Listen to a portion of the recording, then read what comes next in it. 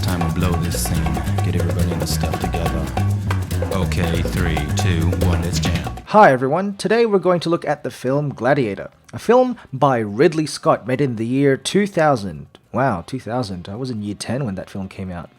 Anyway, in 2002, we studied another Ridley Scott film, Blade Runner. If you guys want to get into the mind of a filmic genius, look at Blade Runner. Ridley Scott also directed Prometheus, but we don't talk about that here. Prometheus is like midichlorians in Star Wars. It's just not gospel. Anyway, I'm Sir Peppy. Welcome to Room A7.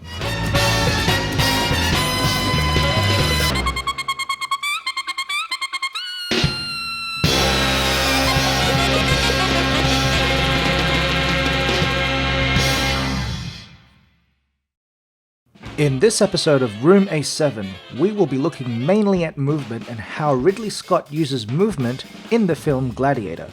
For those of us who are uninitiated in the art of filmic movement, let us go to the godfather of modern cinema, Akira Kurosawa. To explain why Kurosawa films are so important to our filmic language, let's take a look at what Tony Zhao from the YouTube channel Every Frame a Painting has to say about how Kurosawa uses movement in his cinema, and we will compare these ideas with Scott's direction in Gladiator.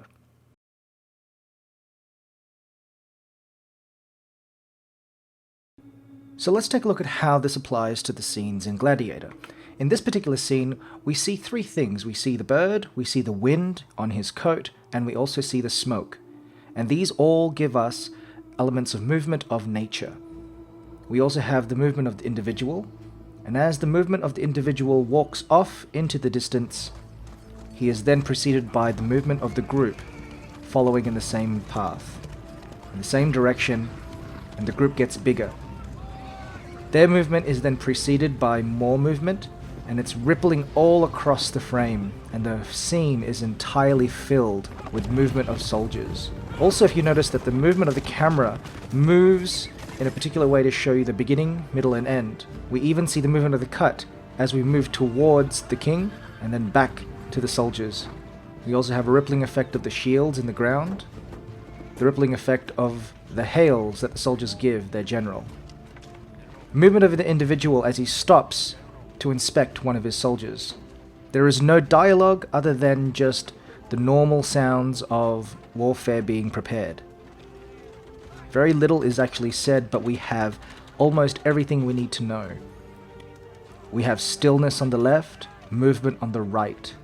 There is a very distinct and clear movement of nature, movement of groups, movement of the individual, movement of the camera as we follow the groups and the individuals, and of course, movement of the cut.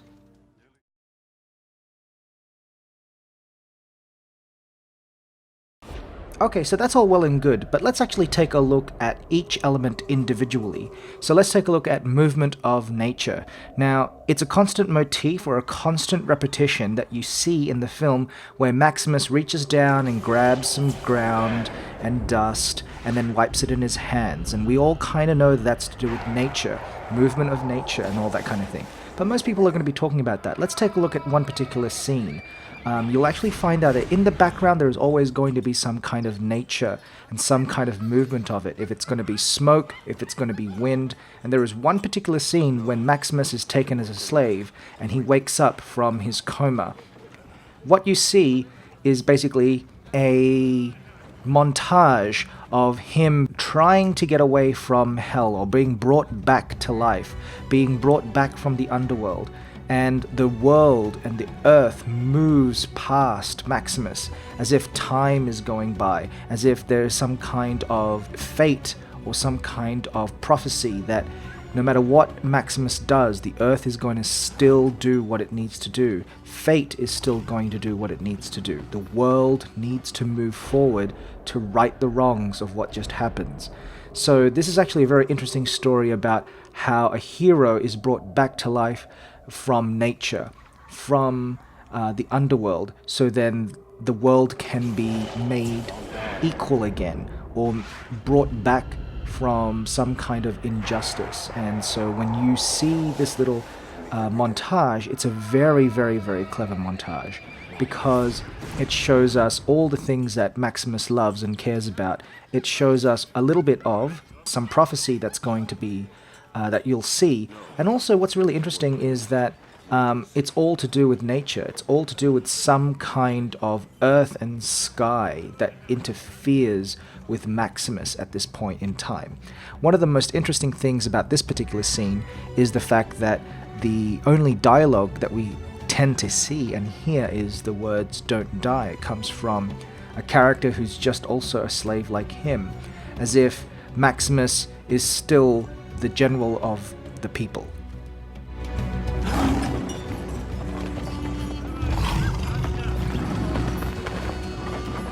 Don't die.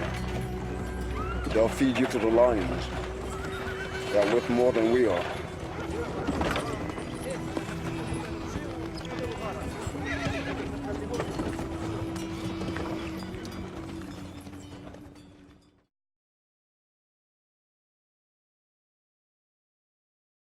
Okay, let's take a look at movement of the individual. In these scenes, movement is actually quite exaggerated, just like in the Kurosawa films. Whenever someone is upset or moving or angry or any kind of movement that is intentional, it is a little bit exaggerated. There's exaggeration of the eyes, exaggeration of swing movements, exaggeration of when people look at each other, exaggeration of when someone waves someone away. But most of all, there is repetition of movement.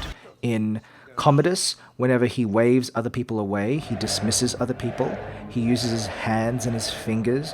Whenever Maximus is thinking about death or feels like he's about to die, or the next scene involves a lot of death or possibly his own or some kind of tragedy with Maximus, he picks up some dirt and he rubs it against his hand. This idea also links back to movement of nature.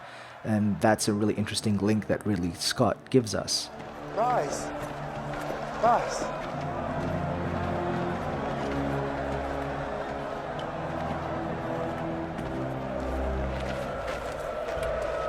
Your fame is well-deserved, Spaniard. I don't think there's ever been a gladiator to match you.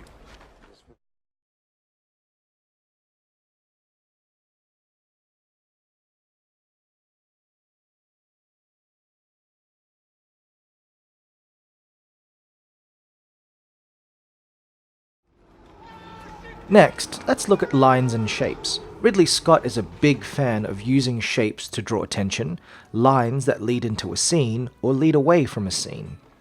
But most of all, he uses lines and shapes to draw attention to the movement of a group. Each time Scott uses lines, it is to accentuate the crowd in the background, hands up in the air, waving flags, spears and weapons being used in a way that draw our attention to specific characters, goals, or even ridicule them. When Scott uses moving lines, we get distracted and don't spend time looking at a character. In a sense, we think about the situation. The situation is what Scott wants us to look at when the lines start moving.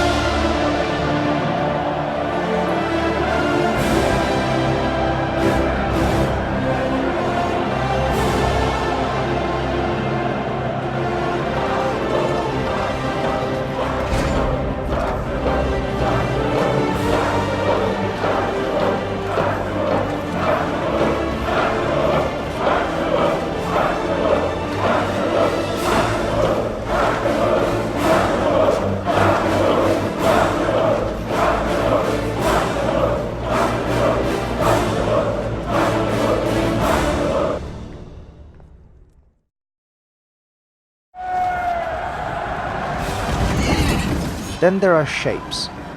Scott follows Kurosawa here when using shapes. To Scott, shapes are like little frames inside the image.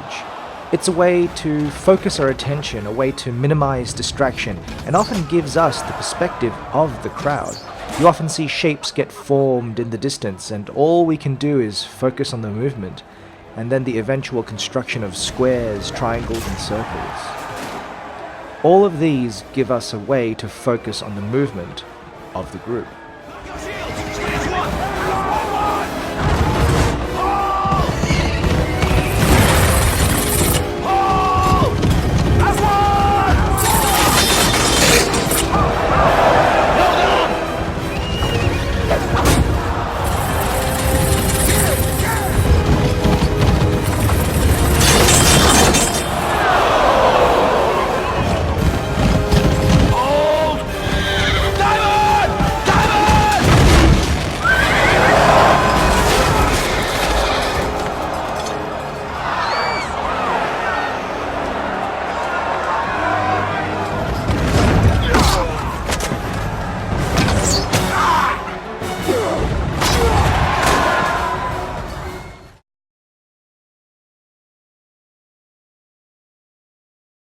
Every camera move has a clear beginning, middle, and end.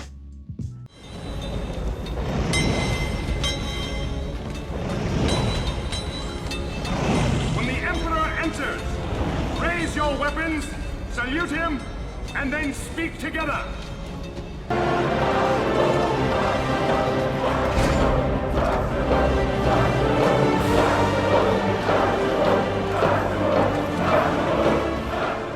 Let's be clear, camera movement is not something that we notice all the time. However, if you do notice it, it means that you can actually take that scene and actually keep it as a separate story in itself. It tells everything from the beginning, middle, and end, and you can get all the information you need from that one moment.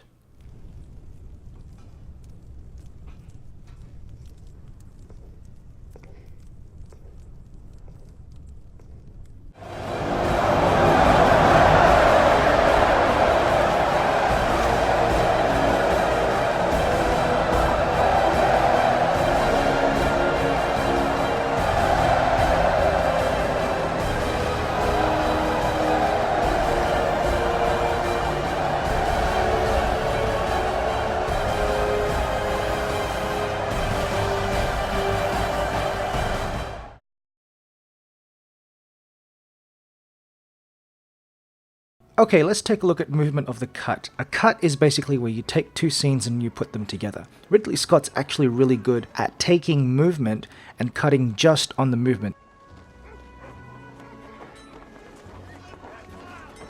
So when someone takes a step, someone swings, someone turns around, or if someone hits a shield or something like that, Ridley Scott cuts on movement. And so in these particular scenes, you can actually see that when you go from one scene to another, one image to another, the cut is almost seamless. Sometimes you don't even notice it. It's a very good way and a good technique for action scenes, and it's a very interesting way to cut into another scene. Let's take a look.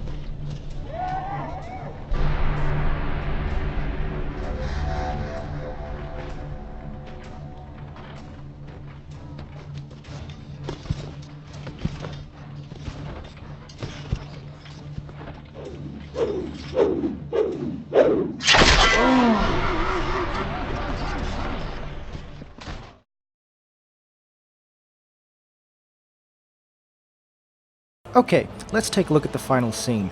in this you can actually see a lot of combinations of all the things that we've been looking at. One of the main combinations that you'll see is that the camera pulls away from Commodus, and you'll also find out that every single time that Commodus tries to rally the crowd, the camera pulls away from him as well. Also, when the crowd is waiting for the elevator to lift up the soldiers and Maximus and Commodus, no one's cheering, only until Maximus is seen. And so you actually see that movement of the flower petals, but no movement of the crowd. You have movement of the individuals, you have the shape of the circle that the soldiers are making, you have all the lines from the spears and the crowd when they start getting onto their feet and cheering and chanting, and you can actually see all these elements come together to form the final scene.